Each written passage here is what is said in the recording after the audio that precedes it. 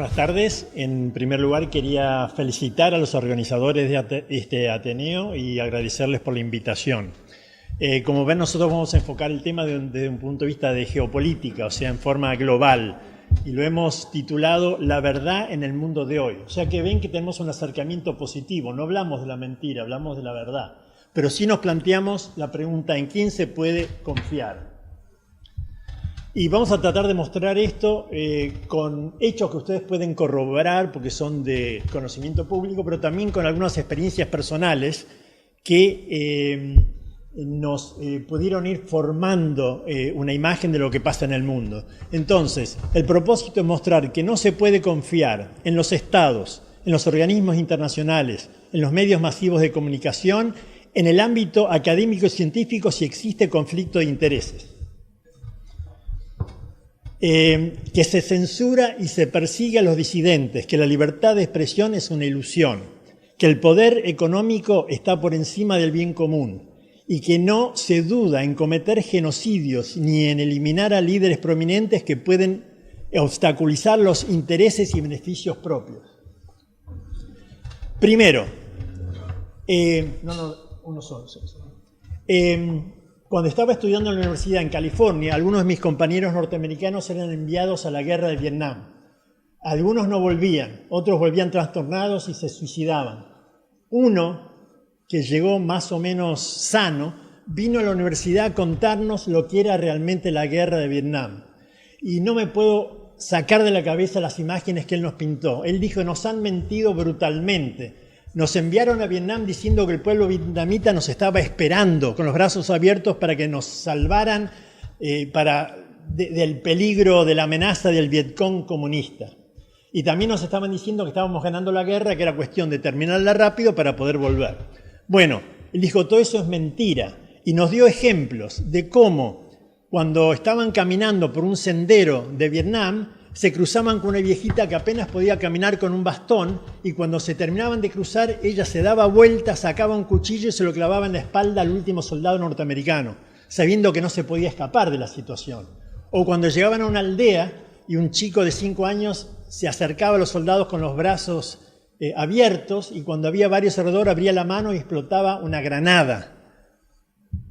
Si el pueblo vietnamita se inmolaba de esa manera, estaban esperando los soldados americanos, estaban recibiendo con los brazos abiertos como el gobierno de Estados Unidos le decía a sus soldados y al pueblo norteamericano. Y estaban ganando la guerra cuando después de defoliar el 11% del territorio vietnamita, el Vietcong aparecía todas las noches en la puerta de las bases americanas atacándolas e incluso irrumpieron en el patio interior de la embajada americana en Saigón. Estaban ganando la guerra. Bueno, después se vio que no. Siguiente, por favor. A fin de 1990, cuando Kuwait había sido invadido por Irak, el Congreso de Estados Unidos le pidió a su Comisión de Derechos Humanos del Senado que tomara testimonios para ver qué era lo que estaba pasando en Kuwait. Y se presenta una joven Naira de 14, 15 años, kuwaití, comentando cómo ella trabajando de voluntaria en una clínica en Kuwait, cuando llegaron los soldados iraquíes, desenchufaron las incubadoras, sacaron a los bebés y los dejaron morirse en el piso y se llevaban las máquinas. Esto lo contó entre sollozos. Este testimonio fue tan fuerte que convenció al Congreso de los Estados Unidos y a la opinión pública norteamericana a declarar la guerra del Golfo, la famosa guerra del Golfo, que arrastró a muchos otros países también. Un año y medio después, un investigador periodista independiente descubrió y denunció y apareció en algunos diarios en aquella época de que esta joven Naira era la hija del embajador kuwaití en los Estados Unidos y que había sido entrenada por una agencia de relaciones públicas llamada Hill & Knowlton para saber qué testimonio tenía que dar y cómo lo tenía que actuar. Y no pasó nada, pero está comprobado que es así. Esta empresa, Hill & Knowlton, tiene más de 80 oficinas en más de 40 países y casualmente, hace un poco más de un año, fue contratada por la OMS para hacer una campaña en contra de los que tienen dudas sobre la vacunación actual.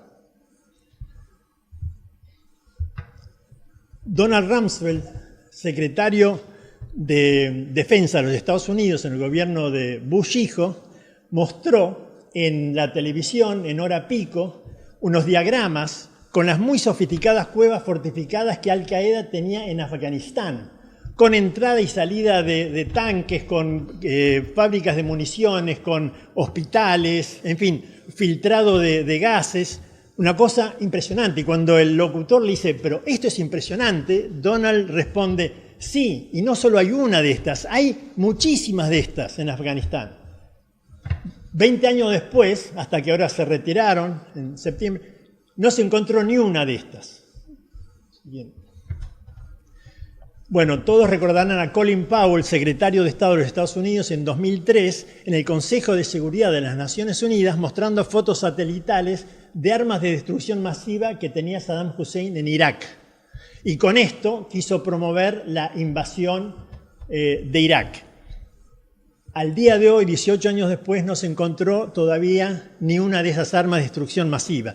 Y yo tuve la suerte, de casualidad, de encontrarme con un técnico analista de fotos satelitales, intérprete de fotos satelitales, que cuando le pregunté sobre esto me dijo, es muy sencillo, nosotros damos una idea de si algo es posible o probable o no, sin calificar de seguridad.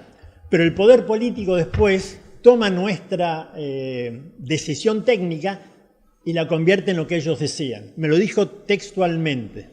Siguiente. La hermana María Guadalupe es una monja mendocina que vivió más de 10 años en Egipto y 2 años en Siria, o sea que hablaba bien el árabe, estaba misionando allí, y ella comenta cómo las imágenes que nos mostraban a nosotros de las manifestaciones pacíficas del pueblo sirio en contra de su dictador, Al-Assad, eran atacados por francotiradores de la represión del Estado. Eso es lo que nos mostraron en todos los medios masivos de comunicación. Ella, cuando vino a la Argentina, un par de años después de iniciada la supuesta guerra civil en Siria, nos comentaba que esto era todo lo contrario, que si uno entiende árabe, podía escuchar que las manifestaciones eran a favor del presidente de Siria y que los estaban disparando en realidad eran mercenarios de otros países árabes, porque las propias familias de las jóvenes que ella recibía en Alepo para que pudieran estudiar en la universidad, sus parientes les escribían de que había francotiradores que hablaban árabe con un acento que no era sirio, o sea que eran contratados mercenarios de otros lados. Esta cuestión de que se pudiera... Que una monja diga lo contrario a lo que nos mostraron en todos los canales de televisión y en la prensa del mundo, a mí me llamaba la atención. Digo, ¿qué motivo va a tener una monja argentina en mentir respecto a toda la información que recibimos? Bueno, tiempo después, esto fue corroborado por otras personas, por una periodista canadiense independiente que fue al territorio de Siria, Eva Bartlett, que incluso testificó ante Naciones Unidas, un profesor de ciencias políticas australiano, Tim Anderson, que también fue a Siria, también confirmó que esto era así, tal cual, y así incluso ex embajadores británicos en Siria también pudieron corroborar lo mismo, y hasta un ex agente de la CIA. O sea que la hermana María Guadalupe tenía razón y lo que nosotros nos mostraron era todo lo contrario. Durante la Guerra de los 6 Días en 1967, la Fuerza Aérea y naves israelíes atacaron una embarcación norteamericana, el USS Liberty, donde se produjeron 37 muertes y más de 170 heridos. Todo esto estaba en aguas internacionales, la embarcación. Todo esto fue tapado realmente de la opinión pública. ¿Por qué? Porque el poder del lobby en Norteamérica presionó al entonces presidente Johnson, que había recibido grandes sumas de dinero para su campaña electoral de parte del lobby que ahora le estaba pidiendo que esto se acallara.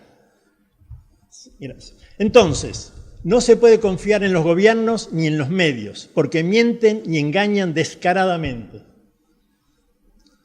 se montan farsas flagrantes y o se invierten los hechos para engañar a la opinión pública y justificar bombardeos, invasiones y guerras.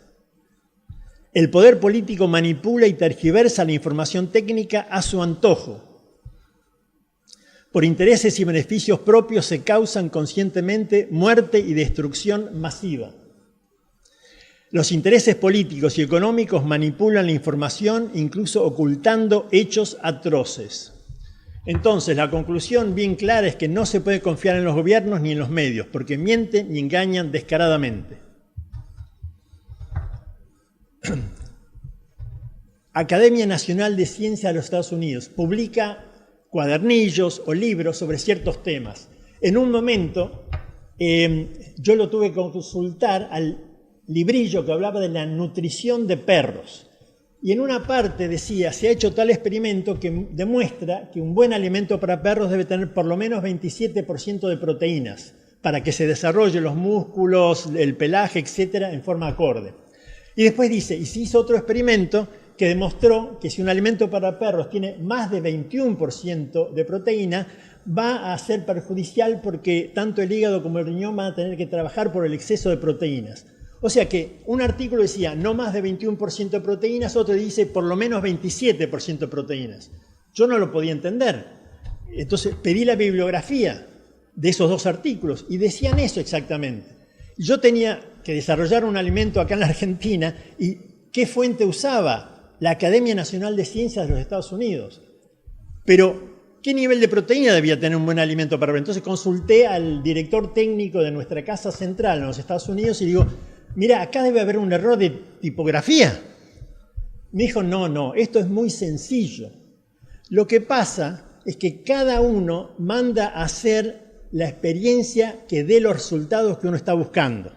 ¿Y acá qué pasaba? Había una empresa que fabricaba alimentos para perros que tenía también una planta de faenamiento de pollos. Y allí había mucho desperdicio. Las vísceras, las plumas, las patas, que prácticamente no tenía valor, pero se dieron cuenta que si lo cocinaban y lo molían, tenía una harina de carne de pollo bastante barata, con muy alto nivel de proteína, y que eso les podía servir para tener un alimento de 27% de proteínas o más a un costo marginal, mientras que la competencia, que no tenía esa fuente de proteínas baratas, no lo tenían. Entonces los descolocaban en mercado.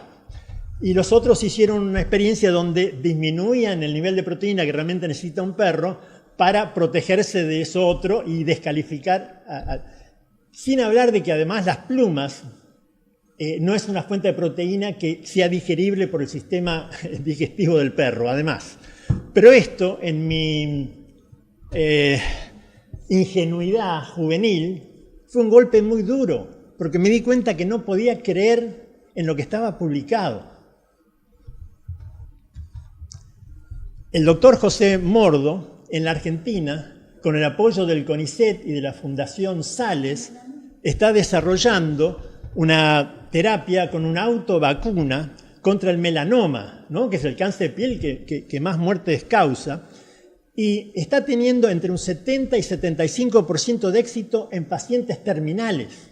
Yo vengo siguiendo esto hace años y a mí me costaba creer que esto se estuviese haciendo en Argentina y en otro lado no.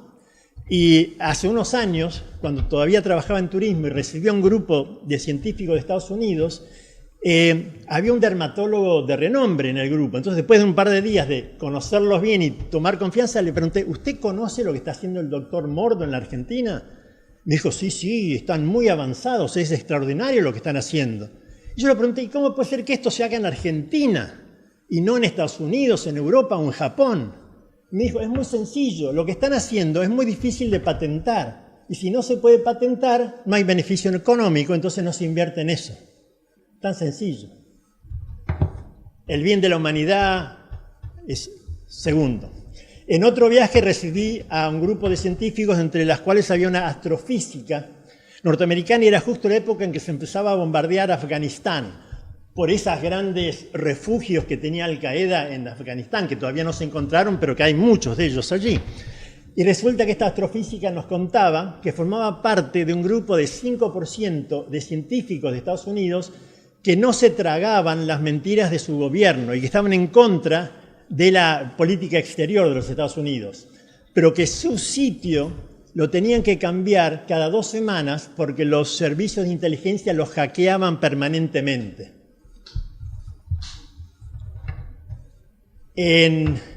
Hace algunos años, el presidente Greenpeace Argentina fue de noche en un gomón con un escribano a tomar muestras de los efluentes de fábricas sobre el río Paraná cerca de Rosario.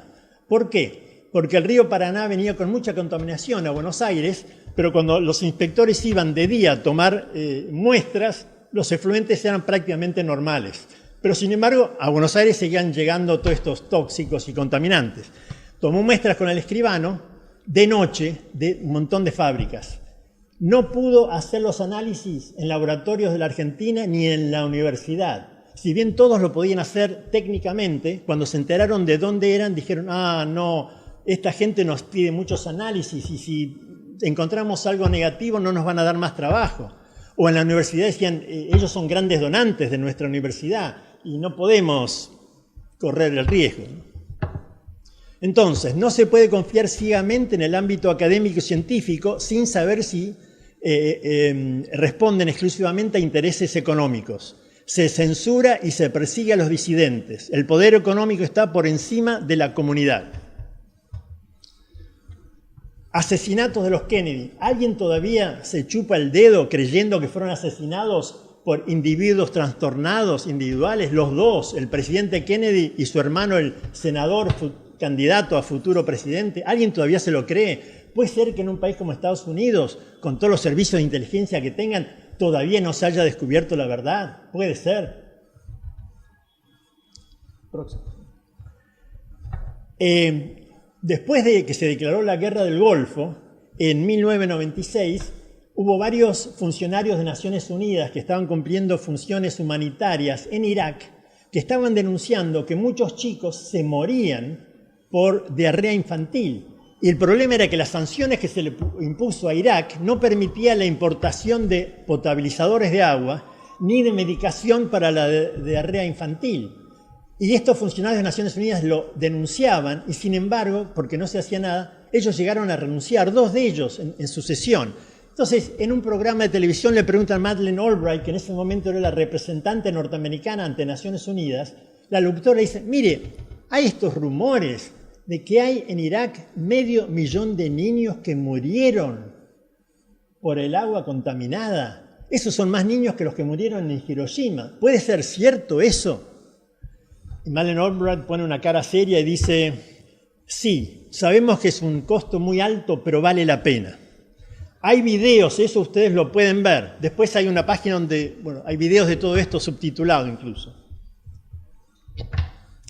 Y esto es lo máximo. Las Naciones Unidas fueron creadas para preservar la paz en el mundo después de la terrible Segunda Guerra Mundial.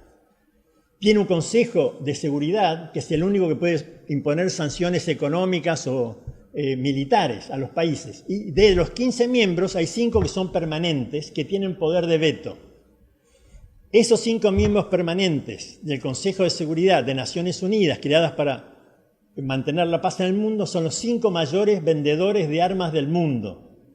Díganme si ahí no hay una contradicción, una hipocresía supina. Entonces, como conclusión, no se duda en cometer genocidios o en eliminar líderes prominentes problemáticos, como los Kennedy, entre otros, pero hay muchos otros. No se puede confiar en los máximos organismos internacionales. Hay una hipocresía total. Y acá quisiera citar a un personaje de caricatura español, El Roto, que dijo, no sé si creer las noticias falsas o las mentiras oficiales.